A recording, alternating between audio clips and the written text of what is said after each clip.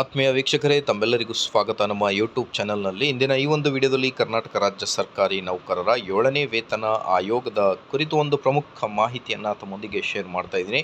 ಪ್ರಜಾವಾಣಿ ದಿನಪತ್ರಿಕೆಯಲ್ಲಿ ಬಂದಿರುವ ಒಂದು latest update. 7ನೇ ವೇತನ ಆಯೋಗದ ಶಿಫಾರಸು ಮೂಲ ವೇತನ 58.5ಕ್ಕೆ ಹೆಚ್ಚಳ ಅಂತ ಹೇಳ್ತಾ ಇದ್ದಾರೆ.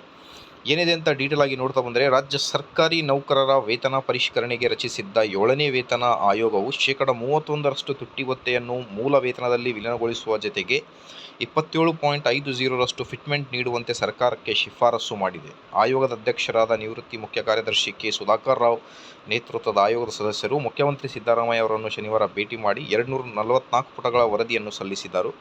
ಅದರಲ್ಲಿ 17,000ರಿಂದ ಗರಿಷ್ಠ ವೇತನ 27,000 ರೂಪಾಯಿಗೆ, ಹಿರಿಯ ಶ್ರೇಣಿ ನೌಕರರ ಆರಂಭಿಕ ಕನಿಷ್ಠ ವೇತನ 1,04,600ರಿಂದ 1,67,000 ರೂಪಾಯಿಗೆ ಪರಿಷ್ಕರಿಸುವಂತೆ ಶಿಫಾರಸು ಮಾಡಿದ್ದಾರೆ.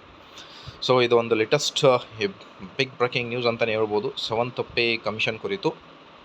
ಸೊ ತಿಂಗಳಿಗೆ ಪಿಂಚಣಿಯನ್ನು ಮೂಲ ವೇತನದ 50ರಷ್ಟು, ಕುಟುಂಬ ಪಿಂಚಣಿ 30% ಮುಂದುವರಿಸಿದ್ದು, ಪಿಂಚಣಿಯು ಕನಿಷ್ಠ 13,500ರಿಂದ 1,20,000ವರೆಗೆ ನಿಗದಿ ಮಾಡಿದೆ ಅಂತ ಹೇಳ್ತಾ ಇದ್ದಾರೆ. ನೋಡ್ತಿರ್ಬೋದು ಒಂದು ಲೇಟೆಸ್ಟ್ ಅಪ್ಡೇಟ್ಗಳು. ಇದೇ ಥರ ಎಲ್ಲ ಇನ್ಫಾರ್ಮೇಷನ್ಗೋಸ್ಕರ ಲೈಕ್, ಶೇರ್ ಆ್ಯಂಡ್ ಸಬ್ಸ್ಕ್ರೈಬ್.